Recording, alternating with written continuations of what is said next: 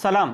د افغانستان او د امریکې د متحدو ایالاتونو ترمنځ رسمي ډیپلوماټیک اړیکې له 1915 میلادي کال راهیسې پیل شوي چې افغانستان په لومړي ځل په واشنګټن ډي سي کې د همدې کال د مې په 26 خپل سفارت پرانیست. له هغه راهیسې ډېرې لوړې او ژورې تجربه کړې دي.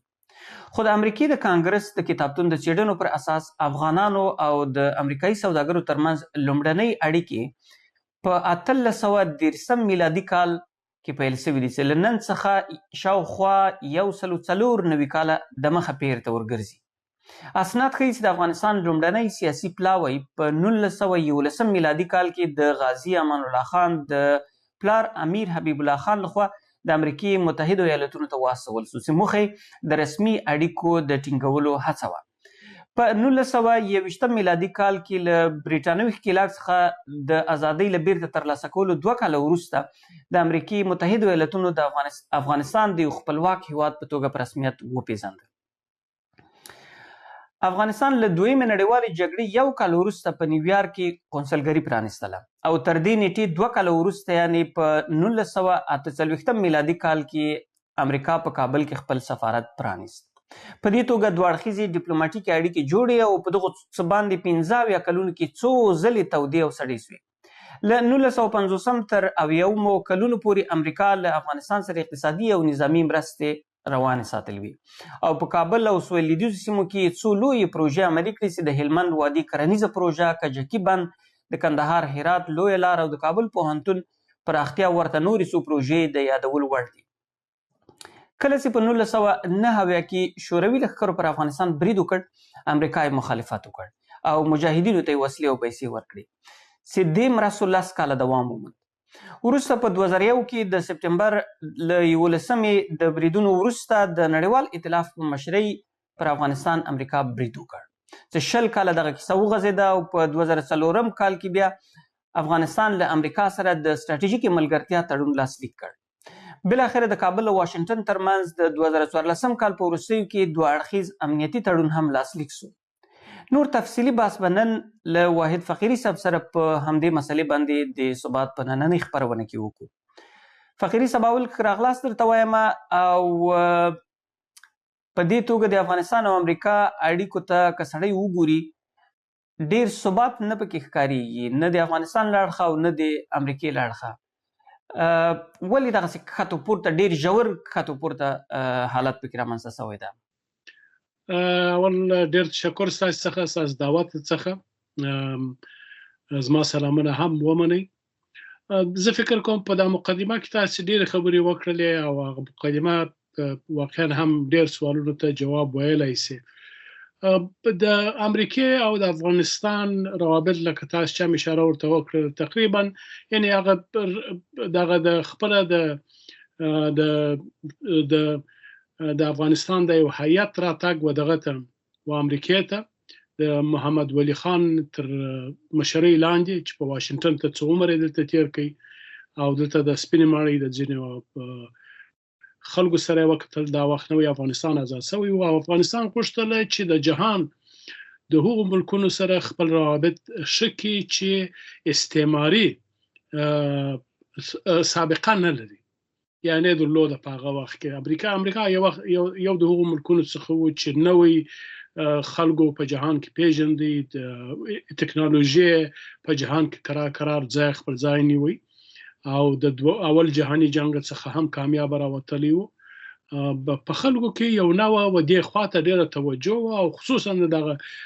نوي آزاد شوي ملکونو یا هغه خلکو چې د ازادۍ دپاره مبارزه کوله، افغانانو، هندیانو، دا خلک چې په دې سیمه کې وو او د انګریز تر استعمار لاندې وو، په دوی کې داسې یو فهم موجود و چې د امریکې د دغه بېطرفۍ څخه او د امریکې د لرېوالي څخه د خپل ځان په آبادولو کې دوی کولی شي ځینې کومکونه ترلاسه کړي، روابط ټینګ کړي. نو په دا خاطر هم د امان الله خان هیات دلته د محمد ولی خان تر مشرۍ لاندې دلته راورسېدی. هغسې یعنې څو عمر یې په واشنګټن کې تېر کړی دی او هغه وخت اسناد چې ما کتلي دي هغه وخت یو بل هیات هم د فاطمې په نامه د فاطمې راغلی و دلته. مګر په هغه وخت کې امریکایانو د افغانستان څخه هېڅ چندان زیات دغه نه درلوده معلومات نه درلودي د چندان زیات اصلا افغانستان بيخي ورته یو لري ورک ځای معلومېدی د رسمي د افغانستان د رسمیت پیژندلو یا د افغانستان سره په افغانستان کې د قونسلګری یا میشن خلاصولو څخه ډډه وکړه او دا مسله دغه چې د کتا شام اشاره ته وکړه بیا افغانانو په 1920 کې د هاشم خان په وخت کې هم کوشش وکړي چې بیا دغه وکړي امریکایان افغانستان ته راوبلله او دوی ته ویل چې موږ تاسو کولای شئ امتیازات درکو د امتیازات د تیلو په راایستلو کې ځکه هغه وخت په دې سیمه کې تیل کشف شوی و په ایران کې راوتلی او په منځني ختیځ کې تیل راوتلی او افغانان هم غوښتل چې د خپل دغه څنګه هغه څه چې و هغه امریکایانو سره وکړي او بیا هم د علت دا و چې امریکا لري د امریکا استعماري سابقه نه لري د امریکا ټکنالوژي هغه وخت نور هم د خلکو توجه جلب کړي و امریکا یو هیئت راغی په هغه وخت کې افغانستان ته او د ځایونو سروې کړل او هغه راپور چې اوس هم پروت دی په هغه کې دا ویل شوی چې افغانستان ډیر لري د زموږ څخه زموږ د لپاره واردار نه دی لہذا زموږ د تجارت د لپاره زمينه نه د مساعد او موږ نس کولای او نه هم دغه د منابع دون ډیر دي چې د دې موږ د تشویق کې چې موږ حالت ورسو او دغه سرمایه گذاري او هغه خبره هم مالته پاتسو که څه هم افغانانو یې کوشش وکړي په 1920 کې د هاشم خان په وخت کې څلويش کې په دې کې کوشش وکړي په دیش کې بیا دا خبره پاته و تر هغه وخت پورې چې دوهم جهانی جنگ وسو جهانی جنگ راورسته نو امریکایان خصوصا د ساړه جنگ کې شکل سره د شورویانو سره او دغه خبرې امریکایان هم افغانستان ته توجه زیات سره نسبت په خواته حالت بیا سم دستی د پښتونستان مسله و یعنی د پښتونستان مسله د افغانستان او د امریکای پر روابطو باندې منفي اثر وغورځوي امریکایان د پاکستان سره ولاړو پاکستان ډیر ګران وو پاکستان ډیر ورته اهمیت درلودي افغانانو دونی اهمیت نه درلودي لکه تاسو به هم اتمن اوریدلی د بایدن د خبرو څخه چې بایدن و کرزي صاحب ته ویلي و چې 50 افغانستان د یو پاکستان سره مشت دغه مساوي کیږي نه یعنی یو پاکستان ته 50 افغانستان زیات اهمیت راته لري نو په عموم کې چې سړی وایي دا خبرې سره ټول کم په دغه دوره کې افغانستان د امریکا د لپاره چندان زیات اهمیت نه درلودي استراتیژیک نو ورته او په دا خاطر هم روابط ډیر زیات ګرم نسول مګر د ساړه جنگ په دوران کې په 1950 کې په 1960 کې امریکایانو څه توجه وکړه لکه تاسو چې په خپل دغه کې اشاره ورته وکړه د ځینې پروژې التخلاص ولې د هلمند او د سينور د سړکانو جوړول و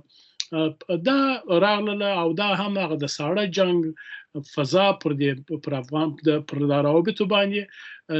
شاغزه وشندله یا امریکایان راکش کړل وسیمه ته او امریکایان غوښتل چې د روسانو سره مقابله وکړي نو دا تر دغه ځای پر دی او تر دې راورسته چې کېږي هغه د شورویانو اشغال دی چې په تجاوز دی په 1900 دغه کې 79 یا دغه نه یا کې و په هغه کې د هغه تجاوز سره نور هم امریکایان و دې سیمه ته متوجه سول او بیا خو نو اقتصاد کوغاړي دغه ځای څخه بیا شروع کو مګر دا یعنی د افغانستان او دغه د امریکا په روابطو کې د فرازونه شی ډیر دي او هغه هم په دې خاطر چې هر کله افغانستان د دوی لپاره مهم شوی دی د دوی روابط افغانستان سره ډیر سوي دي او هر کله چې د افغانستان اهمیت د دوی لپاره کم شوی دی په هغه اندازه دوی هم د افغانستان سره خپل روابط ډیر کم کړي دي زه به تاسو یو مثال درکم پیټر ټامسن په نامه یو سړی دی امریکایي ډیپلوماټ دی او دا د مجاهدینو په دوره کې د لوی بوش یا مشر بوش استازي او په هغه دوران کې هغه دوره نو د په خپل کتاب کې لیکي چې کله چې روسان یا شورویان د افغانستان څخه ووتله او دغه د سپینمانۍ څخه و د خارجه وزارت د امریکای خارجه وزارت مکتوب راغی او په مکتوب کې موږ ته لیکلي و چې نور افغانستان د امریکای لپاره مړ دی، تاسو نور نوم ماخلي، نور موږ لپاره ختم شو. دوی سفارت هم وتړي، خپل سفارت د جنگونو پر وروسته سفارت یې وتړي، بیا تر دغه پورې تر سپټمبر تر 11 پورې د سفارت تړلی و چې بیرته خلاص شو. یعنې دغسې امریکا عموما افغانستان ته د خپلو ګټو پر اساس باندې کتلي دي او عموما یې د کچېرې په افغانستان کې شورویان راغلي، دوی ډېره علاقه پیدا کړې ده چې شورویان ولاړه، دوی لږ پیدا کړله. کله چې دوی راغله، کله چې د 9/11 راوروسته یا د سپټمبر د 11 راوروسته دوی راغله، بیا ستراتیژیک پارټنرشپس او دغه تړونونه سول، هغه امضا سول، او اوس چې راووتله بیا هم سفارت وتړي. د 3 کاله کې سفارت هم تړلی دی او اوس هم د دې امکانات نشته. زما خپل نظر دی چې حتی که ټرمپ راسي او یا که دغه هم راسي، هیرس راسي، د دواړو په راتګ کې زما خپله عقیده دا ده چې سفارت به تړلی وي او د روابط به پر دغه حالت چې اوس د ډیفاکټو یا په رژیم په نامه یې پېژني هلته ډیجور به نسي او دې خبره. نو دغسې یو پکچر زه فکر کوم چې د امریکې او د افغانستان د روابطو په برخه کې زما خپل ذهني زما مطالعه چې راشوې ما ته دغسې یو پکچر راکړی. همدغسې ده، له بده مرغه ووایي سړی. په هر صورت باندې ډېر ښه مو له تاریخي اړخه تشریح کړله. که بیرته همغه پخواني پیر ته کله چې لومړي دا روابط په لومړي ځل باندې شروع کېږي هغه وخت ورګرځو، یعنې تاسو په خپلو خبرو کې اشاره وکړه چې افغانستان له خپله اړخه د امریکای اهمیت هغه وخت کې درکاوه لکه نورو هیوادونو، او ټول کوششونه یې کړي، که هغه امیر حبیب الله خان و، که بیا وروسته د هغه زوی غازي امان الله خان و، یا له هغه نه وروسته د سلطنت په وخت کې سردار هاشم خان تاسو وایي چې ورغی، د هغه په مشرۍ باندې هیات لاړه. له خپل اړخه افغانستان له امریکې سره د روابطو د ښه کولو لپاره مکملې هڅې کړي دي، خو علاقه‌مندي د واشنګټن لخوا موجوده نه وه. همداسې ده. بله هغه واقعا هم څو ځله دا کوششونه سوي دي، مګر دغه راوروسته د دوهم جنگ راوروسته عموما امریکایانو د پښتونستان مسله بهانه ګرځولې او پلمه یې ګرځولې ده. پښتونستان کې د دوی څه و؟ پښتونستان کې دوی نه غوښتل چې پاکستان خفه شي یا پاکستان ته زیان ورسیږي، او که دوی هم پکې څه علاقه‌مندي درلودله؟ د پاکستان مسله، پاکستان عموما دوی ته ویلی چې دا خلک موږ په رسمیت نه پیژني، دا خط په رسمیت نه پیژني، حال دا چې دا یو بین المللي خط دی، تاسې هم په رسمیت پیژندلی دی، او دا خلک د روسانو سره دي، د شورویانو سره همدردي لري. او بل دا زموږ ستاسې یو لوی ډیپلومات دی په نامه د صمد غوث چې د داود خان په وخت کې ډېر مهم رول یې لوبولی دی، او د داود خان سره تللی و شوروي ته په هغه وخت کې چې د داود خان او د برژنیف ترمنځ ټکر راغلی دی. په خپل کتاب کې هم دا شي ته اشاره کړې ده. هغه لیکلي دي چې زموږ یوه کمزوري دا وه زموږ د افغانانو چې د پاکستان تر موږ په ډیپلوماسي کې زورور و. خپله هم دا مني چې د هغوی ډیپلوماتان تر موږ زورور وه، تر موږ قوي و، او بل دا ژبې هم ډېر لوی دغه درلودي رول یې و. د دوی په ډیپلوماتان ټولو په انګریزي ژبه پوهېدله، په غرب پوهېدله، د انګریزانو سره عمیق ژورې دغه درلودې، روابط یې درلوده، د غرب په نبض باندې پوهېدله. او موږ افغانان چې موږ د دغه څخه لیرې وو، د دې څخه نه، دغه هم یعنې د خپل ډیپلوماتیکي کمزوري هم موجوده وه. او بله خبره دا ده چې افغانستان یو غریب هېواد و، هغه وخت هم غریب و، بیچاره و، د پاکستان تر ډېر حده پورې زموږ څخه مخته تللی و. نو دغه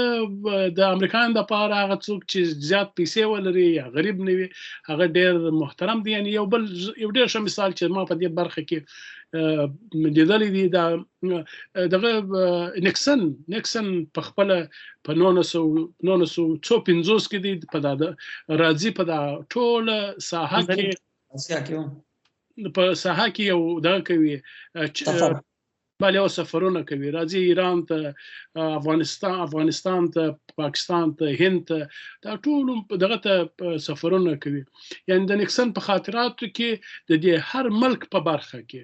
چې دی ورغلی دی، د ایوب خان سره هغه وخت کتلی د ایوب خان په باره کې تقریبا څو سفیر چې د لیکلي د پاکستان او د ایران مګر افغانستان ته د تللی دی یعنی په افغانستان تللی ولته څو دوه شپې تیر کړی په افغانستان کې دوه شپې تیر کړل د افغانستان نوم په خپل خاطراتو کې نه دی راوصلي په د خپل خاطراتو کې چې دغه سفر بیان کوي حتی د خپل د افغانستان نوم نه دی یاد کړی یعنی حتی انډکس ته شړې ولارسي انډکس ته د کتاب او غواړي چې افغانستان پکې پیدا کې افغانستان نستقطن د اته دوه شپې هم دوه شپې له توکل او یو واقعا په ځوی عدالت زخشای هغه واقع دی ډېر دردولې په قهر کړی وي په دا خاطر هم دغه نوم حتی نوم نه دی یاد کړی کني که څه هم الته د خپل پاچا سره زرشاه سره کتلی و د داود خان سره کتلی دي یعنی د ټول خلکو سره کتلی دي مګر دا غنیکسن د کله چې شورویانو دغه کړی دي تجاوز وکي بیا په ټولو کتابونو کې او نیکسن ډېر لوی لیکوال دي د امریکا په د جمهور رئیسانو کې یو د هغو جمهور رئیسانو څخه دی چې شاید 12 کتاب یې لیکلي په د ټولو کتابونو کې چې بیا وګوره د شورویانو راورسته بیا افغانستان پکې موجود دی افغانستان باندې خبرې کوي اته دغه سفر په برخه کې هم ورسته خبرې کوي مګر په هغه وخت کې چې د تللی او په هغه وخت کې چې دا کتاب بیا ورسته چاپ شوی دی د ټولو ملکونو په باب خبرې کوي افغانستان په باب خبرې نه کوي نو دغه یو نو د کیسه څه تاسو ویلته و کیسه په خسوي و دی یادولو دا څه شي دا څه و چې دغه د کله چې دی راغلی او کابل ته سلطنت غوښته چې د ډېر خیال وساتي د خلکو د ملما پالنه وکي او داسې وکي او هم غوښتل چې د امریکا له کاش کې افغانستان نو په دغه وخت کې د غوښتل چې د خپل د ارګ څخه یو کټ یو چپرکټ د خونې تور وړي دي په خونه کې چې دوی بعد استراحت کړی دی او شزه مر سره و د میرمن مر سره چپرکټ په خونه کې هر چا چې انسټال کړی دی سم نه دی انسټال کړی په انسټال د چپرکټ په بیرته چول کې احتیاط نه دی کړی کله چې دوی ورغلي د شپې پر کټ باندې د سوي دی هغه کټ د شپې ګوره دی 2 بجې د 2 بجې دی کټ راولېدلی کټ لیدلې دي او یو لوی आवाज پېښ کړی د خوب راوښ کړی دي هغه هم مسلې چې هم ډېر تاثیر پر د باندې کړی طبعا په ډیپلوماسي کې خدا سه مسایل ډېر مهم دي په تشریفاتو کې عرف ډیپلوماټیک دانو شاید دا فکر کوي چې دا شاید یو د سیساوه شاید زما د پاره د ارک په خپل دا کار کړی حال دا چې حادثه و یعنی یو تصادف پیښ شو خلکو چې انسټال کړی دي او احتیاط نه دی کړی او بل خبره دا هم چې خپل د نیکسن د لور په خاطراتو کې چې ما اول وسله هغه بیا ویل دي چې زما پلار په دې هم خفاو چې افغانانو کوشش کاوه چې د بازار څخه خلک راټول کړي و پر د کابل د میدان هوایي څخه بیا تر ارګ پرې درولي و ما زیولین درولي و چې د خلک او دوی ټول په پیدلو چې د خلک د دې لپاره نه دی راوتلی چې زموږ استقبال وکړي مګر د خلک د دې لپاره راوستي و چې زموږ مشته راوشي دغه خبرې هم چې هم یو څه دغه کړي دي د خواشینی کړی دي یا ناراضه کړی دي او بل د چپرکټ غي هم او بل نیکسن عموما افغانانو ته په شسترګیم نه کړل پاکستانیان ډېر پروګرام د پاکستان ډېر صفات کوي هغه کتاب لکه بایدن غونډه صحیح بیا په اویاو مکلونو کې 1990 کې کیسنجر هم د منځنۍ اسیا ته سفر درلود او هغه هم هغه وخت تصور داس کړو چې افغانستان کې ډېر څه دوی د ګټو لپاره نشته سره لسه ساړه جګړه خپل اوج کې و خو ورسره کله باچا بیا زی امریکای ته خو پراخ درناوی کیږي داسې لکه سي هغه ویډیوګانې اوس هم موجود دي لکه د یو ډېر مهم هیواد یا د امریکای د یو مهم دوست غوندې خپل د امریکای ولسمشر هغه د ورسره په موټر کې ناسته په ښار کې ګرځي نو هغه سفر نه خدای سره کړی چې افغانستان دوی ته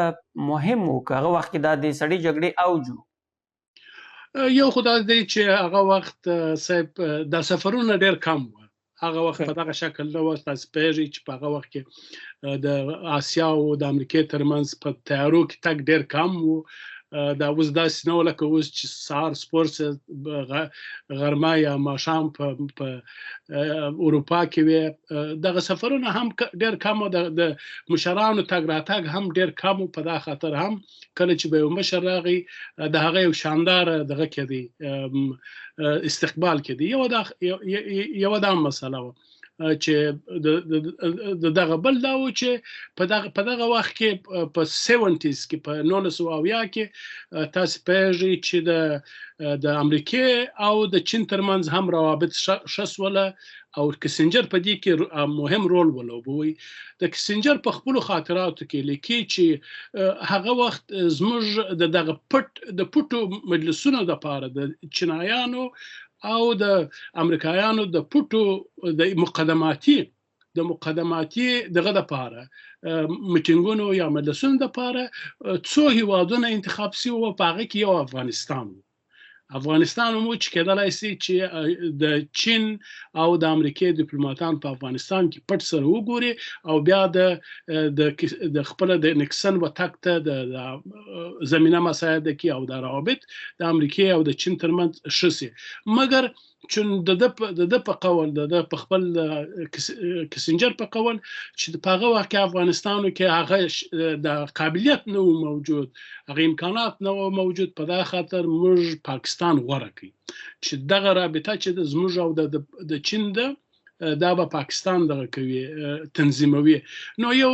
دغه یعنی ستاسو د خبرې په اساس باندې چې کسنجر په دې کې یو هغه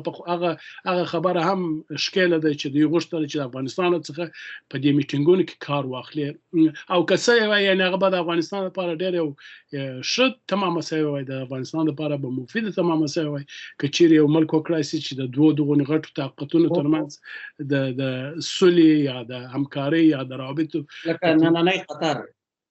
بله وه، یعنې دا برابر کې دا ډېر دغه وه ډیپلوماتیکي کامیابي وه. مګر هغه هم پاکستان ځینې واخیستل، پاکستان دا کار وکړي. نو او په دغه کې په 1970 کې تقریبا د ساړه جنګ خبره ډېره ګرمه ده. ساړه جنګ خبره او دلته په دغه وخت کې تاسو پوهېږئ چې په دغه خاطر دغه امریکایان کوښښ کوي چې چین د شوروي سره جلا کړي او هغه را جلا سو، یو مخالف قطب ته سو، د شوروي په مقابل کې دریځ ونیوي او شوروي او دغه امریکا سره یو ګډه جبهه جوړ کړله او په دې کې پاکستان هم چې د چین ډېر نږدې ملګری و هغه هم ورګډ سو، هغه هم دغه سره د امریکایانو په غېږ کې لا ټینګ سو، نور هم امریکایانو اعتبار باندې وکړي او په هغه وخت کې د هند مسله ده، یعنې هغه وخت کې د شرایط بیخي بل ډول وه. پاکستان کولی شوی چې ډېر ښه رول ولوبوي او ویلوبوي تر ډېر حده پورې. بل ایران سره هغه وخت کې د امریکې روابط ډېر ګرم وي. د خپله د رضا شاه او د امریکا ترمنځ تقریبا هغه وخت کې ستراتیژیکه دوستي وه. په دغه وروسته د 70 کلو په لومړیو کې بیا د شاه سره کرا لکه د افغانستان سره روابط ساړه کېږي او بیا عرب په دې توانېږي چې د امریکا د ملګرتیا ورخپله کړي. نو دا هم کېدی شي یو عامل دا اوس افغانستان سره دوی نه غوښتل سره له دې چې دوی همغه د سړې جګړې پر مهال باندې خپله ټوله جاسوسي شبکه یا هغه سیستمونه په ایران کې ځای په ځای کړي. مثلا د یو کتاب د تیلو بادشاهان په دې کې لیکلي دي چې د رضا شاه پهلوي د حکومت په 1901 او 1922 په دې کلونو کې په ایران کې 40,000 پورې امریکایان په دې باندې بوخت و چې د شوروي پولو کې دا کومه مکالمې کېږي د دوی د سیاست مدارانو، جنګي قمندانانو، پوځي او نظامي دا واوري دا سم استراق وسایل په هغه وخت کې نصب کړي. دا به هم کېدی شي عوامل اوس په ایران کې دوی دا امکانات درلودل، شاته پاکستان کې دا درلودل او افغانستان سره ډېره دلچسپي نه وه موجوده. که ایران په دې کې کوم عامل نشي کېدی؟ نه بلې نه، د ایران خو امریکا ته ډېر مهم ځای و، تیل یې درلوده او په 1900 250 کې چې کله هلته په ایران کې د مصدق پر ضد باندې کودتا کې په خپله امریکایان ښکېل و، امریکایانو CIA د هغه پر ضد باندې کودتا وکړه او ایران هم و امریکایانو ته ډېر رابطه ورسره ښه شوه ځکه چې هلته هغه د تیلو قرارداد چې و یا د تیلو معامله چې و په هغه کې امریکایانو ډېر ښه هغه ټرمز چې و یا د مادي چې و قرارداد کې و هغه کې ډېر منصفانه برخورد کاوه. انګریزانو تقریبا دغه ته و ایرانیانو ته 14% دغسې ورکوله، نور دوی اخیستله، مګر امریکایانو هغه 50-50 کړله چې 50-50 که یو 50 هلته ونه دغسې یعنې تر 50 پورې ورسېدل، 50 شاوخوا 9.50 دغسې په دغه کې ونه. دا د ایرانیانو لپاره ډېره ورداره خبره وه او بل ایران د دوی لپاره یو قوي ملک په سیمه کې د خصوصا شتا چې اشاره ورته وکړله د امریکې د استخباراتو یو مهم مرکز و او هلته دغه ټوله وسایل چې وه د اورېدونو د دې لپاره چې د شوروي باندې جاسوسي کوله هغه هلته نصب وه. د خپله د ساواک او د CIA ترمنځ روابط ډېر ښه وه، همکاري ډېره زیاته وه. په 1970 کې خصوصا چې کله دغه راغی کارټر چې راغی او په کارټر پر دغه باندې د بشر پر حقوقو پر دې باندې ډېر اصرار کاوه او هغه د ایرانیانو او د امریکایانو ترمنځ ځینې مخالفتونه یا ځینې نارضایتي ایجاد کړې، مګر په عموم کې روابط ښه وه، یعنې روابط ګرم روابط وه. صرف دا یو مسله وه هغه یو دغه وه چې کارټر د بشر پر حقوقو پر دې باندې اصرار کاوه او امریکا هلته خپله رضاچا تقریبا یو نوع دیکتاتوري موجوده وه، دیکتاتوري وه دا. او بل په هغه وخت کې ایرانیانو هم کوشش کاوه چې افغانستان د شوروي د مدار څخه راوباسي. افغانستان پرې نږدې چې د شورویانو په حلقه یا مدار کې ګیر پاتې سي او خپله داود خان هم په خپلو اولو کلو کې چې راغی خصوصا د جمهوریت په دوران کې په اول کال کې نه دوام کال کې دستي په ځان پوه سو چې راګیر دی معاصره دی د شوروي د خوا څخه د شوروي د خلکو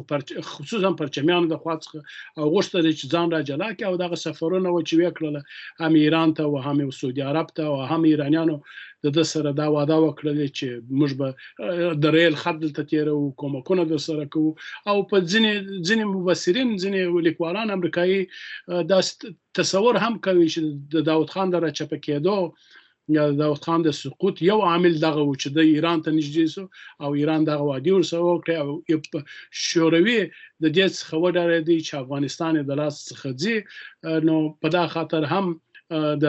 د کودتا لپاره یو زمینه مساعد شول. که څه هم یعنې د تیوري زه فکر زما خپله تر هغه ځایه پر چې زما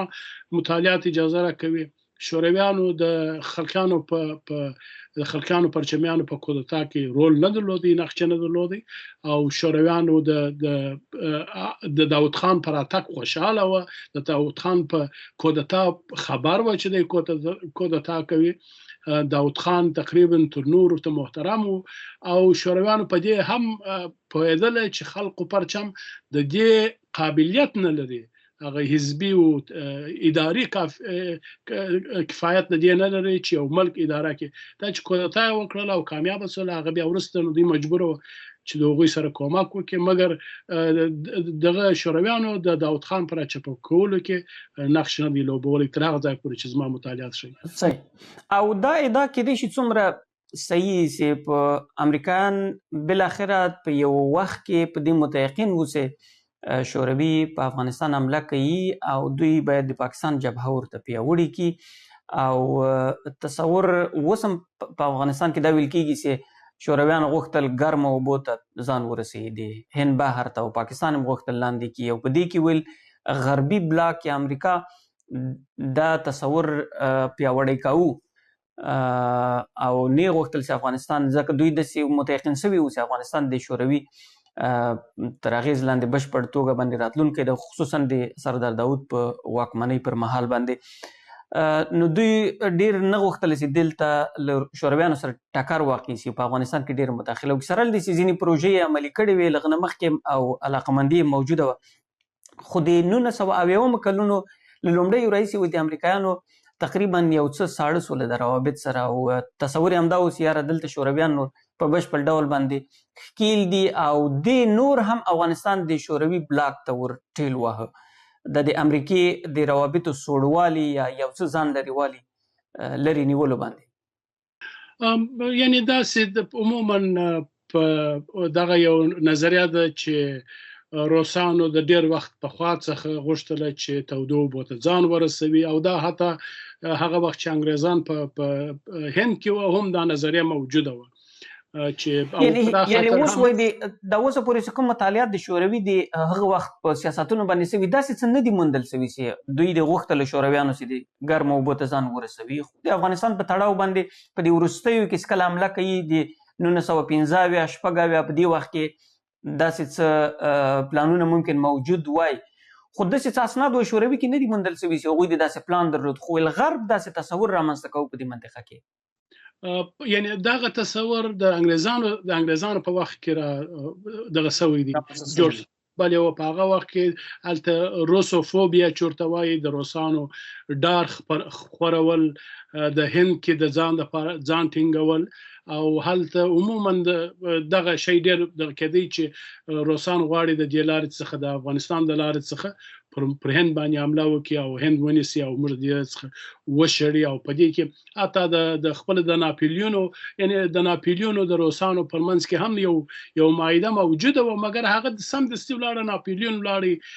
ختم سو ټوله کیسه ولاړله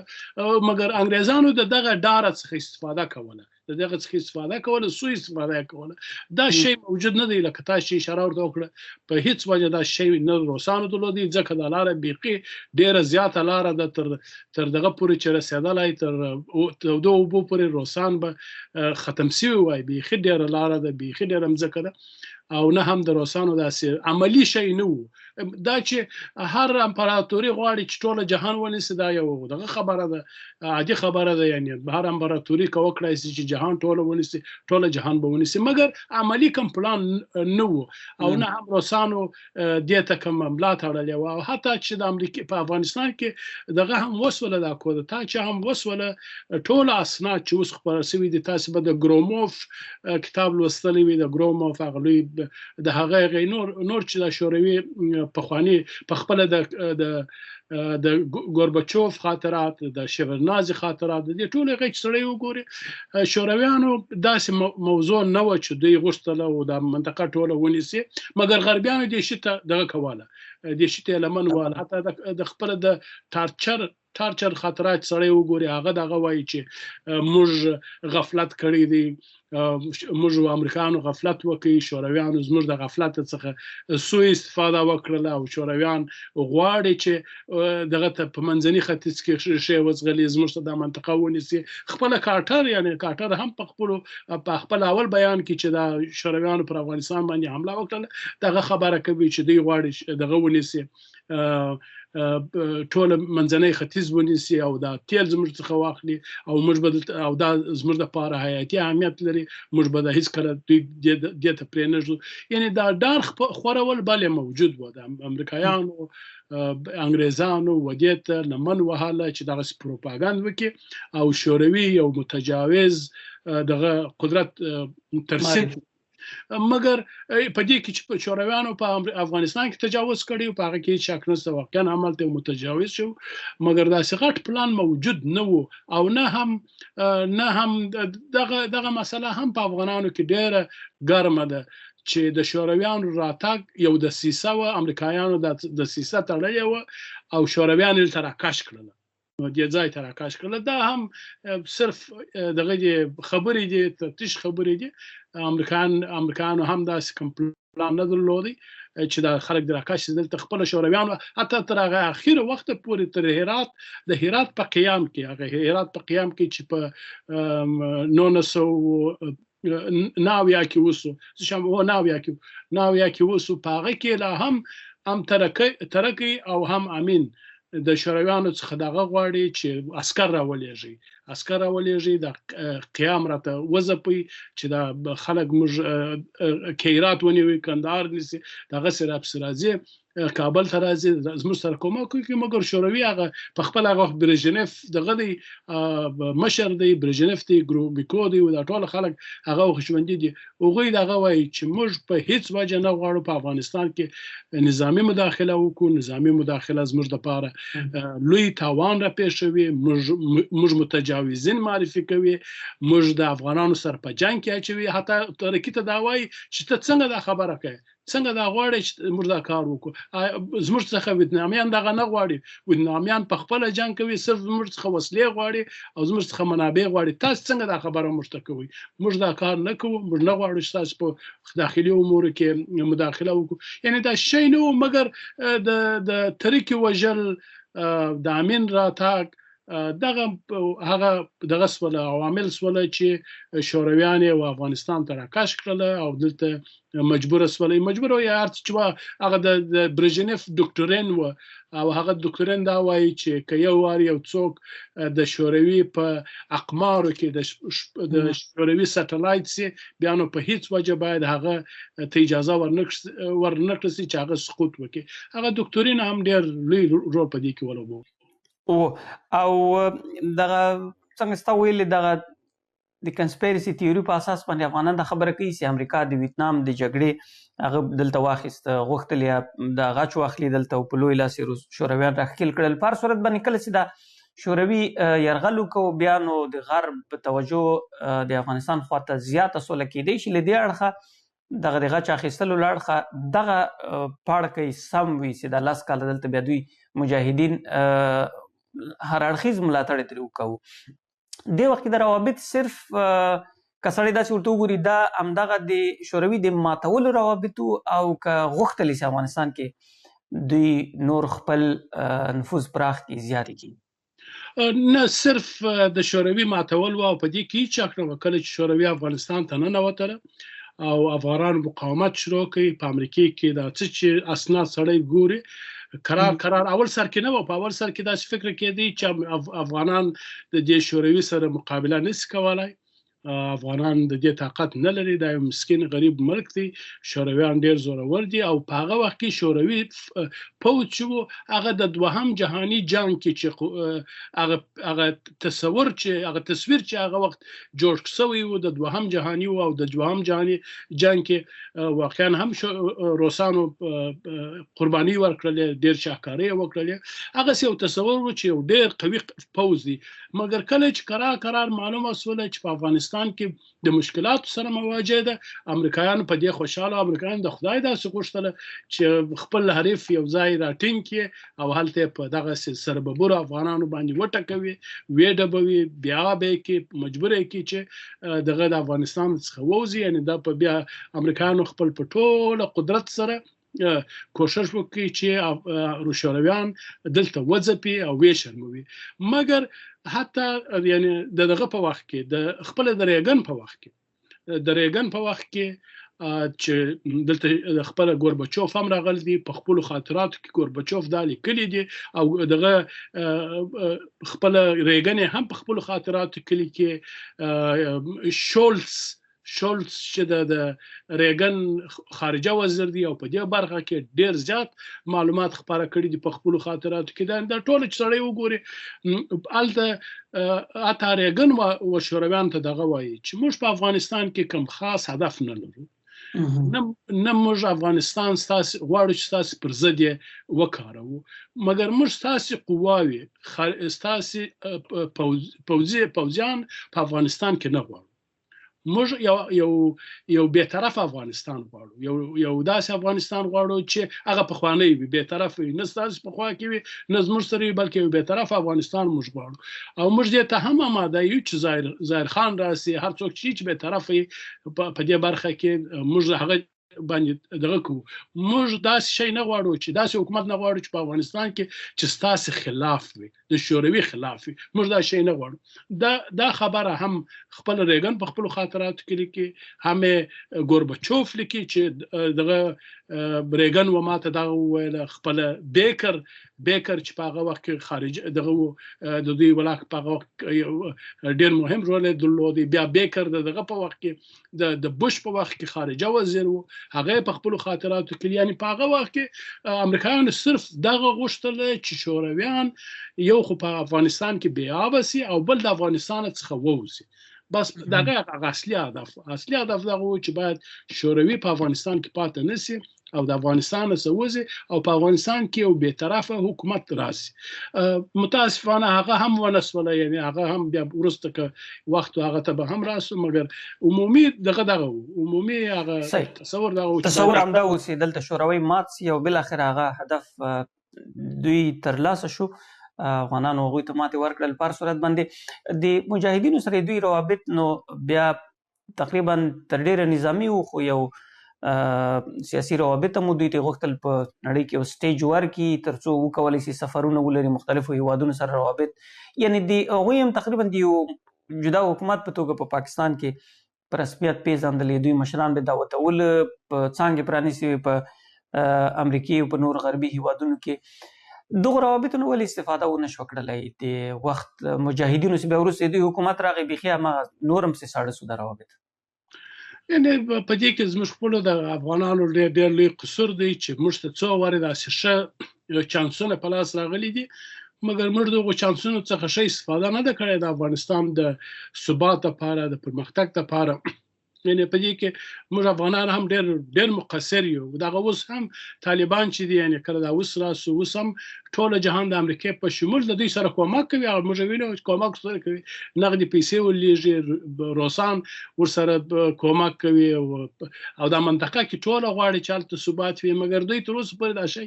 نه دی درکړی چې څنګه دغه طلایي دغه څه فرصت څخه ښه استفاده وکړي هغه وخت مجاهدینو هم د خپل منځي اختلافات په خاطر باندې د افغانستان و تباهي ته کش کړي افغانستان یو لوی آفت ته کش کړي خپل منځي هغه سي جنگونه پیش کړي چې د افغانستان په تاریخ کې ساری نه لري یعنی په دې کې موږ خپل افغانان هم باید خپل ځان ته خپل تاریخ صحیح مطالعه کو او هغه خلک چې ملامت یو غوي ملامت وګڼو د مجاهدونو مشران چې واقعا پر کوچني شانو سره جنگ یې وکړي پر ډیرو کوچني مسایل او جزئي مسایل باندې هدف مې د جهاد لاس کلونو په دې کې د مجاهدینو تجربې نشټوالي اوس امریکای سره د یو رسمي دولت په توګه مثلا دوی روابط ایجاد نه سو کړلی دوی کله پاکستان کې شوروي په ضد باندې جګړه وه هغه وخت کې خو د کابل کې کوم حکومت و د کمونیستي حکومت دې سره خو امریکایي روابط نه درلودل سفارت پکې بند و برعکس مجاهدینو سره هم مالی کومک کېده هم نظامی کومک کېده سره له دې چې هغه د پاکستان په طریقه باندې و خو بیا هم دوی حیاتونه درلودل وخت نه وخت تلل دغه مهال کې ولې سم استفاده ونه سوله اختلاف و د مجاهدینو ډلو ترمنځ د تجربې نشتوالی و که دوی یو ډول کاذب غرور درلود چې ځکه شوروي مات کړه امریکا به پخپله راځي دغه ټوله و یعنی دا ټوله و دا یو خدا و چې واقعا هم هغه خلک چې د مجاهدینو په سر کې راغلي و هغه د افغانانو نمایندګي نه کوله یعنی واقعا هم نه کول دغه خلکو د احزاب دا د امریکای د پیسو په زور راغله د پاکستان په زور پر افغانانو باندې تحمیل سوله او هغه او عموما هم امریکایانو هم کوشش کوي پاکستان هم سعودي عرب هم کوشش کوي چې په افغانانو کې داسې خلک تقویه کوي چې هغه فندامنټالیستان وي یا هغه بنیادګرایان وي اسلامي او دوی داسې فکر کاوه چې دا خلک د شورویانو سره نه پخلا کېدونکي دښمني لري او که چیرې دوی د دیموکراتو خلکو سره کومک وکړي د آزاد خیالو خلکو سره کومک وکړي هغه شاید د شورویانو سره یو تفاهم ته ورسیږي نو لهذا دا خبرې هم یعنی ډېر لوی نقشه درلودې چې ولې په هغه وخت کې که څه هم ظاهر خان موجود و نور پخواني احزاب موجود و ښه خلک موجود و د پژواک صاحب داسې ډېر دغه خپل مجروح صاحب داسې ډېر لوی دغه خلک موجود و چې کېدلی سوای د هغو پر شاوخوا باندې مرکزونه تشکیل شوي وای مګر هغه ټول د منځه ولاړل هغوی ټول په پاکستان کې یا ووژل سوله ترور سوله او دغه فندامنټالیستان دغه بنیادګرایانو ته مخه ورکړه سو په دې کې امریکا ډېره لوی اشتباه وکړه او امریکا د افغانانو سره ډېر لوی جفا وکړه په هغه وخت کې چې دغه خلک یې تقویه کړل او هغه بالاخره په بن لادن او په دغه تبدیل سره د امریکا ته هم لوی زیان ورسوي یعنی دا د امریکا په هغه وخت کې خامي و زما په نظر د امریکا د ستراتیژیک متفکرینو خامي و چې دغه کار وکړي او بل اخر ځان هم بیا راغله شل کاله په افغانستان کې او هغه فضیحت مش په ټول خبرو سره سوي په سره سوي خو یو ځل مثلا دا مشهور د مجاهدینو کومایت ستللو حکمتیار صاحب غوښته سي سپین ماڼۍ ته دعوت کړی وسی ورشي وګوري هغه انکار کړی بیا به پر ما ټاپې لګول کېږي دا د امریکا کاسته یا په هر صورت باندې یعنې د امریکې له خوا د علاقمندي موجوده وسي دغه مشرانو سره سیاسي روابط ولري او تقویه کې پیاوړي کې د جهاد په کلونو کې بله یعنی امریکایانو دغه ودی خلکو ته ډیر په عزت په سترګه کتل ټول کومکونه دي دوی تور کوله د حکمتیار واقعا هم دغه سو حکمتیار داسې نخره کولې چې نیویارک ته راغلی و د ریګن سره نه کتل یعنی دا اشاره بله او که هم انور کتل انور ربانی او د خلک سپین ماڼۍ ته راتله کتل او د خبرې کولې مګر وګوي داسې دغه سیو غرسیو چې تا خبره توکړه د غرور خبره و چې موږ داسې مجاهدین یو موږ داسې خلکو ته ماته ور کړی ده او حال دا چې بیا موږ ولیدل یعنی په خپل منځي اختلافات اختص ولا یعنی دغه د افغانانو خامي هم شوي زموږ د لیډرشپ زموږ د سیاسيونو خامي شي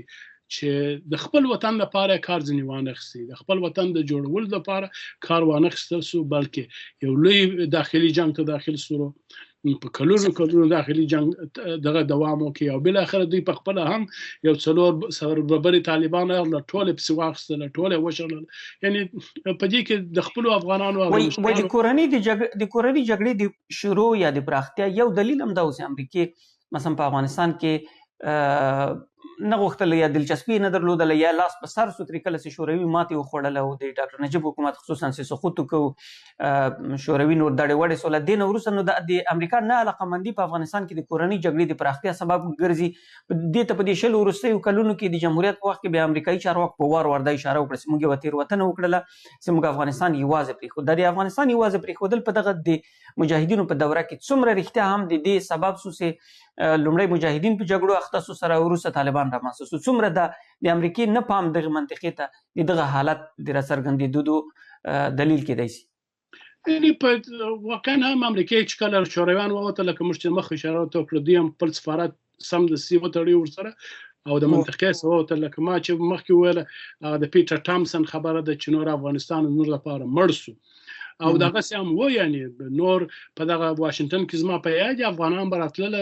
د کانګرس او دته به ورتله زاري به کولې چې تاسو برته خپل یو څاله قونسي د منطقه داسې आवाज ما پرېږدي افغانان به ضرورت لري ودیته د روغ جوړې د سولې لپاره کار وکړي امریکایانو هیڅ نه علاقه نه نیوله په دې دغه کې او پاکستان په دغه مرحله کې د پاکستان لابي رول درلود لکه څنګه چې سړی جګړې په وخت کې امریکایانو ته دا تصور ورکاو چې د افغانستان روابط شورویانو سره ډیر دی اعتبار ما پې کوي پاکستان په دغه د مجاهدینو په دوره کې یعنې داسې څه رول لوبولی چې امریکا یې بیخي له دې جزره تورې کړي پاکستان دا رول لوبوي چې موږ یې کنټرولولی سو پر موږ اتکا وکړي موږ افغانستان کنټرولولی سو موږ د افغانانو سره آشنا یو زموږ یوه برخه نفوذ افغانان دي موږ دوی پیژنو تاسو پر موږ باندې اتکا وکړي او موږ ته یې راپرېږدئ د پاکستان هغه عمومي دغه کوشش دغه مګر دا چې وروسته د بن لادن د راتګ سره بیرته افغانستان ته او د تروریستي ډلو سره هغه په دغه کې څه نومیږي په خپله په نیویارک کې حمله بیا په سعودي عرب کې حملې دغه بیرته امریکایان یو څه متوجه کړه افغانستان ته د ګوسټ وار په کتاب کې چې سړی ګوري د سټیف کول په هغه کې دا ټوله مسله څېړل شوې ده چې څنګه د کلینټن په وخت کې د بن لادن مسله توده سوله او څنګه CIA بیرته افغانستان ته توجه وکړه څنګه CIA د احمد شاه مسعود سره خپل روابط ټینګ کړل څنګه پیسې ورولېږلې د پیسو یعنی غوښتلې چې دا په ځای ته بیرته راننوځي او چون هغه وخت په افغانستان کې دوی سفارت نه درلودی دوی مجبور وو چې د پاکستان څخه وڅاري د پاکستان څخه د خبره وڅاري یعنی د کلینټن په وخت کې بیرته د هغه دوه درې عملې چې وسولې د هغه راوروسته بیرته امریکا دا ته متوجه سول چې بل یو موږ دا ځای پرېښی دی دا ځای مو تخلیه کړی دی مګر دا ځای موږ نه پریښي یعنی امریکا به افغانستان پریښي مګر افغانستان امریکا نه د پریښي دغه یو دغه موضوع او هغه بیرته امریکایان په شکل سره داخل شول. نو بیا د سپټمبر د 11مې پیښه رامنځته شوله، بیا امریکانو د لوی ائتلاف په مشرۍ پر افغانستان برید وکړ، 20 کاله یې دوام وکړ، بیا همغه ځای کې چې وو همغه ځای ته بیرته ورګرځېدله. په دغه دوره کې دغه 20 کلونو کې د افغانستان او د امریکې روابط ډېر څېړونکي اوس وایي چې دا د امریکې مصنوعي ملګرتیا وه تقریبا، یعنی اوس هېڅ نشته. هماغه د دوی له حضور له وتلو سره ټوله سټراټیژیکه ملګرتیا دوستي هر څه ختمه شوله. دوی غوښتل رښتیا هم چې اوږدمهالې پارټنرشپ یا ملګرتیا دوام وکړي، او که دوی فقط د خپلو عسکرو د شتون لپاره دغه ټول سټراټیژیکه ملګرتیا او سټراټیژیک تړون بیا وروسته پسې هغه بیسي او امنیتي تړون دا یې امضا کوله، که دوی غوښتل یو اوږدمهالی پلان دغلته په افغانستان کې ولري. زه فکر کوم چې په اول سر کې کله چې دا حمله وسوله واقعا هم امریکې ته ټکان ورکړي، امریکا ډېره خوش کړله او امریکایان دې ته آماده وه چې د افغانانو سره کومک وکړي، افغانستان یو باثباته ځای وګرځي. په اولو کلو کې یعنې تاسې به هم وایاست په افغانستان کې په اولو کلو کې ثبات و، تر ډېره حده پورې داسې جنګونه نه وه، مګر امریکایانو سمدستي پر عراق باندې حمله وکړله او افغانستان د یاده ووتی. مګر په دې کې هم باید سړی د خپلو افغانانو زموږ خپلو افغانانو کمزوري د لیډرشپ کمزوري هم باید سړی هېره نه کړي چې موږ افغانانو د هغه شرایطو څخه صحیح استفاده ونه کړله. موږ افغانانو هم داسې فکر کوو چې د امریکا د لیده نه ځي، د خارجان د لیدې نه ځي، دا بس د لید پاته یې تر ابده پورې د لیدې. نو خو مشکل دا و چې د ولسمشرانو پر سطح باندې دا تصور موجود و. مثلا کرزي صاحب ویلي چې تاسو پرېږدئ ما امریکا نه وځي، واضح دا کلمه ډېر مشهوره وه، امریکا نه مې برید وایي بان کې ما سیاست کنم امریش. بیا وروسته ولسمشر غني هم په همدې باور و چې دوی نه وځي، بس راغلي دي دایمي. او دا ستاسو خبره دقیقه ده چې دا د خپل د افغانانو د لیډرشپ یا د ایلیټس کمزوري وه چې دوی هغه درک نه کړي، دوی پالیسۍ په نړۍ کې دغه روان وضعیت دوی سم ونه سو ارزولی. واقعا دغسې وایي، کېدلی شوی چې د امریکې د حضور څخه ښه استفاده شوې وای، ډېر ښه استفاده شوې وای. ښایي ځینې افغان مشران هم پکښې چاغ شوي وای، شتمن شوي وای، مګر په عمومي شکل سره کېدلی شوی چې دغه پروژې دغه اوس د خوشتیپه و، د ځینې د بندونو، دا خو ډېر اسانه کار و چې کېدلی شوی افغانانو په دې برخه کې د امریکایانو څخه ډېر زیات استفاده کړې او هغه پیسې چې راتللې تقریبا 50% بودیجه د افغانستان دوی ورکوله. دوی د دې پر ځای باندې چې پر پروژو باندې کار وکړي، د افغانستان د برق پر خودکفایي باندې کار وکړي، هغه وخت هم برق واردات وو، اوس هم واردات دي، یعنې پر دغسې پروژو کار وکړي چې افغانستان پر خپلو پښو ودرېږي. دوی هغه پرېښې وه پر اردو باندې پیسې مصرفولې، او اردو دغسې اردو وه چې موږ ولیدله چې په یوه ورځ کې سره وپاشل شوله، هېڅ چا ته ګټه ونه رسېدله، ټانکونه و ټوله د منځ څخه ولاړل. زموږ په هغه کې زه فکر کوم چې خپل هغه لیډرشپ چې هم د کرزي صاحب او هم د اشرف غني لیډرشپ، یوازې د 2 نفر خو نه وه، په دې په څنګ کې نور خلک هم ډېر خلک وه، دا ټوله وارلارډانو د ټولو لیډرشپ ډېر کمزوری و، د امریکې په نبض نه پوهېدله، امریکا نه پیژندله. فرانسیس فوکویاما په خپل کتاب کې ملت جوړونه کې هغه بیا وایي چې خپل امریکې هم څه پالیسي نه درلودله دلته. مثلا د هغوی پالیسي دا وه چې په نظامیانو باندې د هر څه ترسره کړي، په ټانک باندې به یو عسکر سپورو او هغه به کتابچې او قلمونه ماشومانو ته ویشلې، یا پی آر ټیانو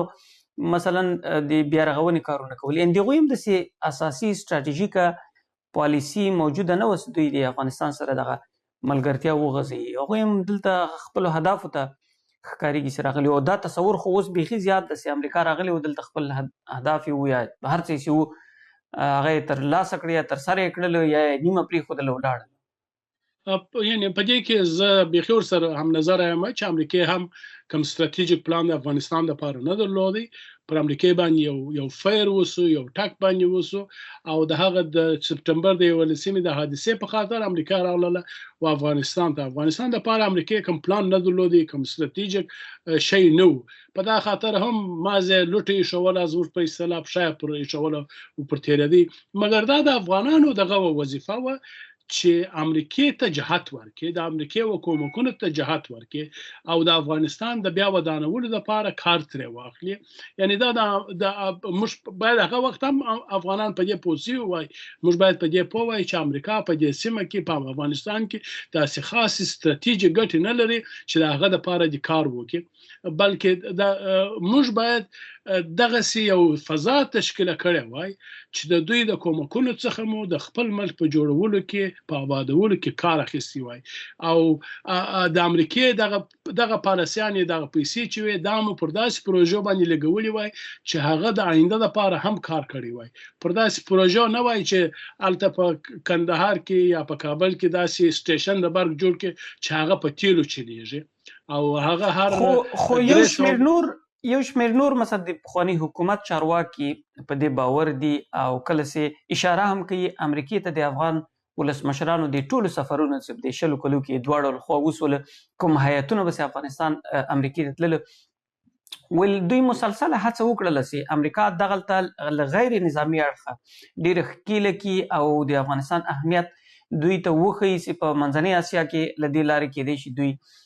کاروبار وکوي او چین ته افغانستان ډیر نږدې پروت ده. لکه اوس ټرمپ هم دې ته اشاره کوي چې باګرام اډه موږ خوشې د لاسه ورکړې ده، دا د چین د کنټرول لپاره ښه ده. دا هڅه د افغان مشرانو له خوا نه لویه برخه د افغانان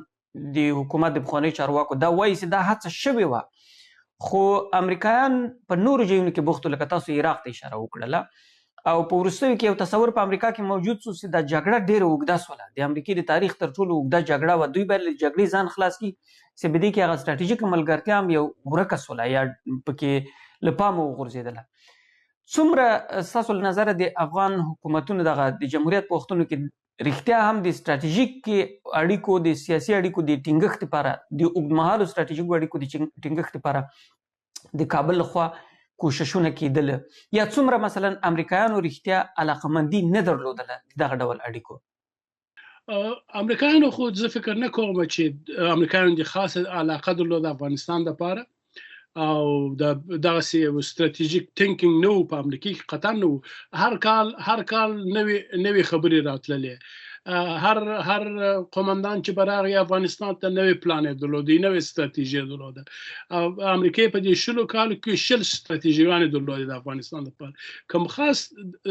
لانګ ټرم یا د اوږدې مودې لپاره پلان موجود نه و. دا درسته خبره ده، مګر بیا هم وایم چې دا زموږ د افغانانو وظیفه وه چې موږ د دوی لپاره دغه داسې یو فضا تشکیل کړی وای چې دوی هلته کنسټرکټیو یا رغنده کارونه کړي وای، د سولې لپاره داسې کارونه سوي وای چې د جنګ مخنیوی سوي وای، د افغانستان د بیا ودانولو لپاره داسې پروژې وای چې هغه د افغانستان د آینده لپاره په درد خوړلي وای. دا زموږ کار و، موږ خپل کار نه دی کړی. یعنی موږ باید په دې پوه سو چې امریکا، دوی باید په دې پوه سوي وای چې امریکا په افغانستان کې ستراتیژیک ګټې نه لري او په دا باید دوی درک کړی وای. نو دغه ستراتیژیک تړون چې اوس موږ یادوو که نه، چې په 2010 شاوخوا کې بحث پې شروع سو، په 2012 کې لاسلیک شو، بیا هغه د امنیتي تړون 14 ته وغځېده. دا رښتیا هم همغه د ستراتیژیکو اړیکو یا د هغه و اساس و، که دا هم اوه سړی ورته ګوري له هغه نه مثلا 12 14 کاله وروسته رښتیا هم ستراتیژیک اړیکو دپاره یو هڅه وه د دواړو اړخونو ترمنځ. هغه وخت کې امریکا ویلي چې له ناټو وروسته افغانستان د دوی دپاره مهم ستراتیژیک ملګری ده، یا له ناټو بهر وبخښه، له ناټو وروسته نه، له ناټو بهر افغانستان په هغو هیوادونو کې چې د امریکا ستراتیژیک ملګری ده. و یعنی امریکایانو دا موږ پوهېږو ستراتیژیک تړون ورسره امضا کوي او داسې معاهدې راغلي دي چې او امریکا د خپلو امریکایانو دپاره دلته د سیاسیونو دپاره هم یو مسله و افغانستان چې دا بیا په د تروریزم په مرکز بدل نسي او موږ دغه مصرف چې هلته کوو دا مصرف زموږ د ملي ګټو په خاطر دی، زموږ ملي امنیت په خاطر دی. افغانانو باید پر دغه باندې سرمایه گذاري کړې وای او داسې یو فضا یې ودې تشکیله کړې وای چې هم د دوی دغه اندېښنې رفع کړې وای او هم د دوی د وسایلو څخه، د دوی د پیسو څخه، د دوی د کومکونو څخه د افغانستان لپاره د بنیادی کارونو لپاره لکه بارک، لکه بندونه، لکه سړکان، لکه د ریل خط، د دغو شیانو لپاره کار اخیستی وای. هغوی هیڅ نه داسې پروګرام نه درلودی. هغوی و امریکایانو ته ناست و چې امریکایان به څه کوي او هره پروژه چې به امریکایانو عملي کوله دوی په هغې پروژه کې خپله ونډه غوښتله. خو باور دا ده چې امریکا داسې څه نه غوښتل. مثلا امریکا د هر هیواد یا د هرې سیمې دپاره خپل کنټکس د سیاسي روابطو لري. مثلا له روسیې سره هغه نړیوال رقابت په اساس باندې پالیسي مخته بیایي او له اروپا سره مثلا د هر اړخیزو اقتصادي او سیاسي اړیکو په چوکاټ کې له عربي دنیا سره مثلا تر ډیره هغه دي اقتصادي دي پر تیلو باندې ولاړ روابط دي. مثلا پاکستان سره تقریبا سیاسي نظامی د همکارۍ او د استخباراتي معلوماتو په اساس روابط وو. له پخواني ایران سره د شا په وخت کې هغه ډول روابطو سمو ته په بحث وکړو. له چین سره مثلا په صرف په همدغه تجارتي سیالۍ په برخه کې د امریکا بهرنۍ اړیکې ترسیم شوي دي. د افغانستان سره کوم اړیکې وې له 2001 راوروسته دا په هم د امنیتي محور کې ترسیم شوي وې. له دې نه ول اخوا امریکایانو دلچسپي نه درلودله. مثلا که ورته ویل سي دغه بند باندې دوی غواړي کار وکړي، د افغانستان د حکومت د چارواکو وینا دا وه هغوی دلچسپي نه درلودله چې دلته پکې مرسته وکړي. او دلیل یې وایي دا وړاندې کوو چې دا اوږدمهالې پروژې دي، 10 کاله وخت اخلي د یو بند جوړول او د دوی د خپل حکومت په چوکاټ کې همغه 4 یا 15 کلنو دورو ته لنډمهالو پروژو ته هدف دا اوس پام ډېر و. یعنې امریکې کې دا دلچسپي موجوده نه وه. وینا دا ده. دې سره زه هم نظره یم چې په امریکې کې دلچسپي موجوده نه وه د اوږدې مودې د پروژو سره او نه هم داسې یو پروګرام موجود و. مګر خبره دا ده چې موږ افغانانو باید د مختلفو لارو څخه د دوی کومکونه پر هغه پروژو باندې لګولي وای چې هغه د افغانستان د آینده لپاره په دردخوره وای، د افغانستان د ثبات لپاره په دردخوره وای او افغانستان د خودکفایي لپاره افغانستان یو خودکفا ملک ګرځولی وای. په موږ کې دغه شی نه و، یعنی په موږ کې دغسې کار نه و چې موږ د دوی د کومکونه کوله. یعنی موږ ویل چې یوازې 50% د افغانستان بودیجه دوی ورکوله د دغه احصایو پر اساس باندې د احصایې چې خپرې شوي دي او دوی چې وایي چې 50% دوی ورکول. موږ کولی سوای چې دغه 50 یا چې دوی موږ ته په هغو کې موږ خپله کار کړی وای. موږ په خپله داسې پروژې په لاره اچولي وای چې هغه د افغانستان د آینده لپاره په درد خوړلي وای او افغانان یې په خپل کور کې ساتلي وای. افغانانو د دغه مهاجرتونو څخه ساتلي وای، د فقر څخه ساتلي وای او پر حکومت باندې ویسا او باور لا زیات شوی وای چې دا زموږ خپل حکومت دی، زموږ لپاره کار کوي. هغه د یو فابریکه راوستله، یو کوچنی بند یې جوړ کړي. یعنې دغه او بل دا خبره هم ده چې موږ افغانانو باید دا درکړی وای، لا نه مخ ټکی دی چې موږ افغانانو باید دا درکړی وای چې د امریکایانو راتګ دلته موقتي دی، دلته د لانګ ټرم نه دی، د اوږدې مودې لپاره نه دی. هغه خوبونه چې موږ لیدل هغه تاسې هم ورته وویل چې نمیره ولاګه بوره آرام او بیا دا بل ویل چې موږ د نیویارک او د واشنګټن محافظین موږ یو ساتونکي موږ په هغه خوبو کې وو. هغه خوبونه ټوله غلط خوبونه وه، هغه تحلیلونه ټوله غلط تحلیلونه وه. هغه درست درک نه و، نه د امریکې څخه درست درک و، نه د افغانستان څخه درست درک و. موږ افغانانو مشرانو نه د امریکې څخه درست فهم درلودی او نه هم د خپل افغانستان څخه. په دا خاطر کیسه خرابه سوله. یعنی په دې کې شک نشته سړی کولی شي امریکایان په ډېر ځای کې ملامت کړي او ملامت دي، مګر موږ افغانان هم په دې کې ډېر لوی موږ ته راګرځي ځکه موږ افغانستان زموږ نه دی امریکایانو او موږ باید د افغانستان لپاره ډېر څه کړي وای. کله چې بیا د سولې مذاکرات شروع کېږي په دې وخت کې د امریکې روابط نو بیخي یو بل مرحلې ته ورداخلېږي. هغه لکه څنګه چې موږ مخکې بحث وکړو چې ثبات د دوی په سیاسي روابطو کې نه و، دا سیاسي روابط نو بیخي د امریکا د انخلا پړاو ته ورداخلېږي. اوس که سړی ګوري د امریکای روابط د 3 کلونو کې لکه څنګه چې لږ مخکې تاسو اشاره ورته وکړله چې موږ تصور د امریکای له پیژندګلوۍ څخه ناسم اوس دا تصور څنګه ده؟ اوس فکر نه کوي چې اوس په بل اړخ کې ناسم ده، فکر کوي چې امریکا مجبوره ده ماتې خوړلې ده او مجبوره ده موږ سره روابط ونیسي یا ټینګي کی یا د افغانستان لخوا ډیر مجبوریت تصور دا ورکول کیږي چې نسته لویدیځه نړۍ باید افغانستان ته راسي هغه وکړي روابط ټینګ کړي. اوس روابط په کومه کچه کې دي؟ اوس خو سفارت هماغه په قطر کې ده. زه فکر کوم چې دا خلک هم خطا وتلي دي، طالبان هم سخت اشتباه کړی ده، طالبان هم دغه فکر دی، عین هغه خوبونه چې پخواني مشران لیدل دوی هم ویني، دوی هم داسې فکر کوي چې جهان و دوی ته ضرورت لري، الله چې داسې نه ده. زما خپل عقیده دا ده چې امریکا حتی که ټرمپ راسي او یا که هریس راسي، که دواړه په هر یو چې راسي، پر افغانستان باندې دغه پیسې چې اوس ورځي دا قطع کوي، د افغانستان کې خپل سفارت نه خلاصوي، طالبان پر رسمیت نه کوي. دا اوس د ولسمشر معاون ده، که هر اسراسي ولي بندي او د ک بندي ولي وس نشي بندول. دغه اوس پالیسي د بایدن د خپل سلف انټرست په خاطر د طالبانو سره کومک کاوه. طالبان نه غوښتل چې افغانستان یو انارشیت دغه سی ولار سي، ځکه که افغانستان کې بیا داخلي جنگونه راغلي وای، دلته به ریپابلیکن یا جمهوریت پالانو د بایدن غاړه نیولې وای چې موږ درته وویل، موږ تاسو وویل چې دا کار مه کوه، تا وکړئ. دغه دی اوس په افغانستان کې انارشي راغلی ده، داخلي جنگ راغلی دی، هلته ترورستان ځای پر ځای سوي دي. اوس هم غواړي چې هغه یعنی عین هغه اتهامات لري، مګر چون دا شی موجود نه دی، د دوی اتهامونه دغه کېږي نه،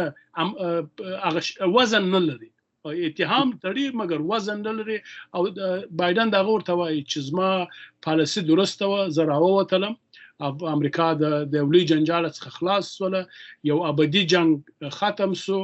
زموږ پیسې اوس په هغه شکل چې پخوا مصرفېدلې نه مصرفېږي، زموږ خلک چې پخوا وژل کېدل نه وژل کېږي. موږ په او موږ د دې قابلیت لرو چې اوور د هرایزن چې دوی ورته وایي، د بل ملک څخه افغانستان اداره کړو، ډرون مالته چلیږي، او که کله الظواهري په برنډه کې ناستي، الظواهري په کابل کې وژلی سو. یعنې زموږ دغه قابلیت لرو او د زما پالیسي درسته. بایدن د خپل سلف انټرست په خاطر دا پیسې ورلیږي و دغه ته طالبانو ته. مګر کله چې هریس راسي، هریس یو ښځه ده، هغه د طالبانو سره جنسیتي اختلاف هم لري، او تاسو په دغه کې اورېدلي وي په ډیبیټ کې د ټرمپ سره دغه ډیبیټ کې خپل هریس ویل چې ترورستانو کلمه یې ورته وکاروله، و د ترورستان، او دا د امریکای په دغه کې په قانون کې نه دی. امریکا طالبان د ترورستانو په نامه نه پیژني او نه دغه کړی دي رسما، ځکه که چیرې په ترورستانو په نامه یې وپیژني، بیا دا پیسې د امریکای حکومت نسي ورلیږلی، د طالبانو سره خبرې نسي کولی، ځکه هغه یو ترورستي ډله ده او دوی د ترورستانو سره خبرې نسي کولی. مګر هریس دوی د ترورستانو په نامه ونوموله. او زما خپل عقیده دا ده که هریس راسي هم دا پیسې باندې درېږي، هم طالبان په رسمیت نه پیژني، او هم شاید مخالفینو سره کومک وکړي که ونه کړي، په هغه باندې زه نه پوهېږم، مګر دغه دوه کاره خو نه کوي. او که ټرمپ راسي، ټرمپ هم پر دوی باندې دا پیسې قطع کوي، دوی په رسمیت نه پیژني، او ټرمپ شایي د مخالفینو سره کومک هم شروع کړي. یعنې په دواړو خواو کې زه فکر کوم چې طالبانو سخت اشتباه کړی ده، د خپل دغه درک یې ډېر غلط درک دی، ډېر سطحي درک دی، په هغه خطاو کې ښکیل دي چې پخواني مشران پکې ښکیل دي. صحیح. په دې تیرو 20 کلو کې د امریکای په بهرنۍ پالیسۍ کې افغانستان یو مهم برخه وه، تقریبا د جنوبي اسیا د چپټر په سر کې ځای درلوده، سره له پاکستان سره به تل تړلی و، ستونزه هم له پاکستان سره تړلې وه له بده مرغه. اوس افغانستان د امریکای د بهرنۍ سیاست په کوم ځای کې ځای لري؟ فقط داسې افغانستان نه خطر ورته پیښ نشي، او که نه لکه د سړې جګړې پر مهال باندې غواړي چې یو ډول سیالي موجوده وي د سیمه کې د نورو هیوادو پر ضد باندې؟ یعنی امریکا کیدای شي که طالبان خپل پالیسي بدلي کړي، کابل کې خپل سفارت پرانیزي، بیرته روابط ولري، قوي کړي ورسره. زه فکر کوم چې بل یو که چیرې طالبان خپل پالیسۍ ته تغیر ورکړي او دغه افراطیت څخه دغه بدوي پالیسۍ څخه مخ واړوي او نو کې بشري او انساني سي متمدن سي. امریکا په افغانستان کې ثبات غواړي. زما خپل عقیده ده چې په افغانستان کې ثبات د دوی په خیر دی او دوی نه غواړي چې هلته ګلګلمري او بیا انارشي حاکمه سي. دا د امریکا په ګټه دی او که چیرې طالبان د خپلو افراطیت څخه راوګرځېږي په دغه پخواني مګر په کوچنۍ پیمانه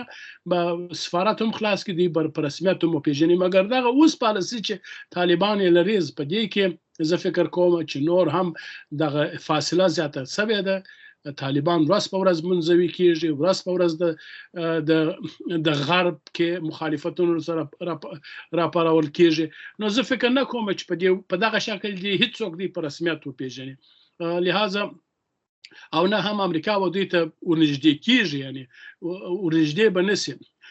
نو دا په طالبانو پورې اړه لري چې آیا طالبان به په خپلو پالیسیو کې تغیر راوړي، آیا طالبان به د خپل سوء تفاهم د غلط درک څخه په دې به وخت پوسي، دا به درک چې دی غلط دي کنه. دا په توپ د افغانانو په میدان کې دی، توپ د طالبانو په میدان کې دی چې آیا طالبان به څه ډول چلند وکړي. او لکه څنګه چې بحث په جریان کې تاسو ویلي چې افغانستان ته په وار دا فرصتونه برابر شوي دي چې له بده مرغه ترې صحیح استفاده نه ده سوې له د نړۍ له زورورو هیوادونو سره د اړیکو په جوړولو کې. او تصور دا ده چې زورور هیوادونه یوازې برید کوي یا نظامي اړخ لري. په داسې حال کې چې که افغانان خپله توانېدلي وای لکه پاکستان، ایران، سعودي عربستان، د عربو ډېر خلیجي هیوادونه له اقتصادي اړخه له دوی څخه ډېره ګټه کولی شي له دې لوی هیوادونو سره. خو افغانستان کې دغه ویره موجوده د شوروي له برید او د امریکا له یرغل او دې نه وروسته چې د سترو هیوادونو سره اړیکې چې دي دا ډېرې کله کله یا ډېر کله خطرناکې. مثلا کرزي صاحب چې کله ولسمشر غني ته واک سپاره هغه وخت کې ورته ویلي د دوه هیوادونو سره په اړیکو کې ډېر محتاط اوسه، پاکستان او امریکا سره. دې هم دغه ویره تقریبا یو ډول انتقال کړل. نو دغه تصور رښتیا څومره پر ځای ده؟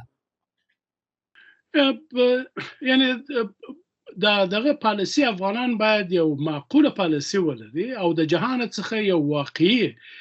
یو پراکټیکل درک ولري او د جهان په دغه اوس جهان تغییر خوري باید په دې پوه سو. اوس په جهان کې دا د سوي دي چې امریکا یو نوع قرار هغه خپل پخوانی حیثیت د لاس ورکوي یا پخوانی قدرت طاقت د لاس ورکوي.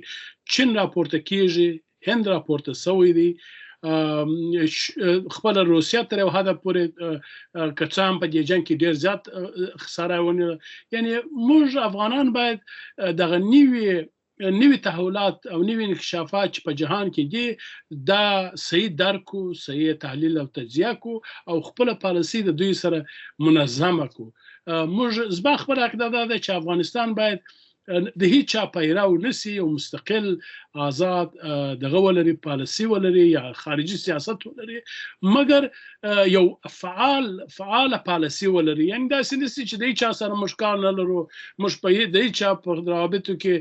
د هیڅ پر چا باندې اعتقاد نه کوو، هغه هم د بیخي ځان بېطرفه کول هغه هم ګټه نه لري، بلکې یو فعاله پالیسي باید ولري. په مسایلو کې باید یو فعال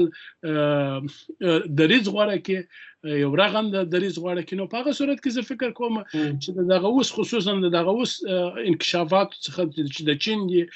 د هند دي، د دغو څخه هم باید استفاده وسي او دا هم باید وڅېړل سي. د امریکا ترڅنګ نور قدرتونه هم موجود دي چې کېدلی سي د افغانستان لپاره مفید او ممد واقع سي. وروستۍ برخه کې داسې دا پوښتنه وکړم د سنګاپور یو ډېر مشهور سیاستوال او څېړونکی کیشور محبوباني ته په خپل کتاب کې د امریکا او چین په تقابل کې چین ګټلې د لیکلي دي چې چین ګټونکی ده. په دې منطقه کې امریکا غواړي چې چین ته لانجې جوړې کړي په ختیځ اسیا کې او د ختیځ اسیا نور هیوادونه وایي د خپل کتاب کې وایي چې ورته ګوري باید د دې بلا مخه ونیسي. هغه هم دا تصور ورکوي چې امریکا که دغلته راځي ټکر رامنځته کوي، لانجه جوړوي او ټرمپ هم دا خبره په وار کوي. که امریکا په ختیځ اسیا کې اوس د یوکراین څخه پښې سپکوي یا د غزې له جګړې هم همدغسې خوسې کېږي، اخواته لانجې او کیسې او سیالي ډېرېږي، افغانستان د امریکا دپاره څومره کېدای شي مهم ځای وي؟ زه فکر کوم چې امریکا په آسیا کې ډېر اپشنونه لري. امریکا په آسیا کې جاپان غوندې یو ملک لري، هلته د جنوبي کوریا لري، جنوبي کوریا دي، په زرهاو عسکر هلته موجود دي، او د چین ټوله اقتصادي او سیاسي مرکزونه چې دي هلته پراته دي، د آرام ختیځ اړخ کې دي، هلته پراته دي. د افغانستان سره هلته یو څو غرونه دي، یو څو وزې دي، هغه وحشي هغه ګرځي. د افغانستان څخه چندان د دوی دپاره هغه واردار نشي کېدلی، په هیڅ وجه نشي کېدلی، لکه دغه اروپا، دغه آسیا، دغه ایست، فار ایست چې ورته وایي، یا لیرې شرق چې ورته وایي، دا منطقه هغه ډېر مهم دي، هغه ډېر اهمیت لري، ځکه هغه هم د اقتصادي لحاظ ډېر اهمیت امریکا ته لري، هم د نظامي او د سیاسي او د ټولو خواو څخه امریکا لپاره ډېر زیات اهمیت لري. او که امریکا اوس هم کوشش کوي، یعنی دا یو په امریکا په مطبوعاتو کې، د امریکا په سیاست کې دغه یو لوی سوال، هغه اساسي سوال دغه دی چې څنګه د چین د لا قوي کېدو مخه ونیسو، څنګه د چین د پاره داسې یو لارې چارې برابرې کړو چې چین را مهار کړو، را کنټرول کړو، را ایسار کړو. دا پټه نه ده، یعنی پټه هم نه ده. د امریکا متفکرین پر دې باندې کتابونه لیکلي دي، د امریکا اخبارونه پر دې باندې هر ورځ یو بیان کوي، د خپل سیاسیون پر دې باندې هر ورځ بیان کوي. او د امریکا او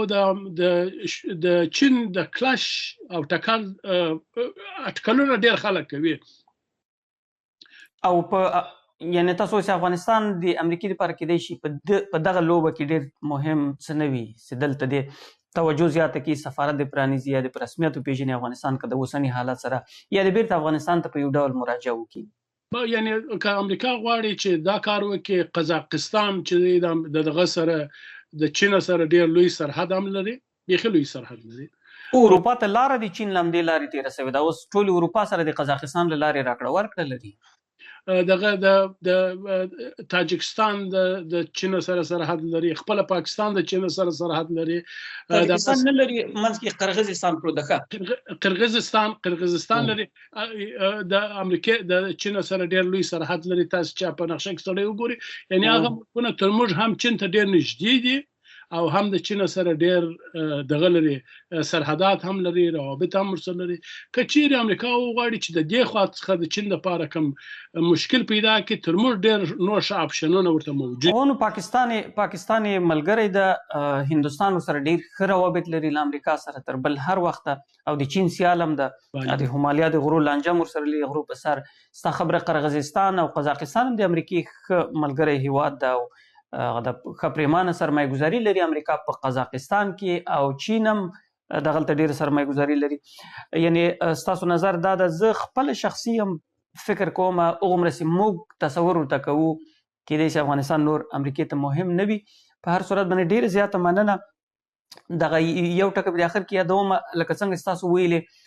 د چین ټول نفوذ 80% نفوذ د چین په 60% شرقي خاوره باندې پروت دی چین، او په د 80% غربي چین کې چې دا 60% د چین نفوذ هم پروت ده، او 60% اقتصاد هم دغې خواته ده. یو دوه لارې دي دې خواته، د قزاقستان له لارې تېرې شوي اروپا ته راکړه ورکړه لري. نور دا ون بیلټ او ون روډ د دغه هڅه هم کړې ده، کېدای شي وشي که ونه شي. خو د افغانستان په اړخ کې د همالیا لوړ غرونه، د هندوکش او د پامیر لوړ غرونه، او بیا اخواته د چین خواته هم ښه یخ سیمې او پراخ ډاګونه، یعنی داسې څه نشته چې له افغانستان سره د دې اړخه وصلي، او هغه هم تر ډېره هغه د سینکیانګ کې ایالت نږدې ورته پروت ده، او هغه خپله چینایان په یو ډول باندې غواړي هر اړخیز کنټرول پرې ولري، حتی د هغوی فکري تغییر دپاره هغه د پروګرام نیولی. ډېر زیات تشکر فقیري صاحب په دغه بحث کې له ګډون څخه مو بحث غواړم دلته پای ته ورسوو، او مننه درنه کوم. ډېر تشکر، ډېر مهربانه یاست، ډېر ښه بحث و، ډېر خوندور بحث و. تشکر ستاسو د دعوت څخه.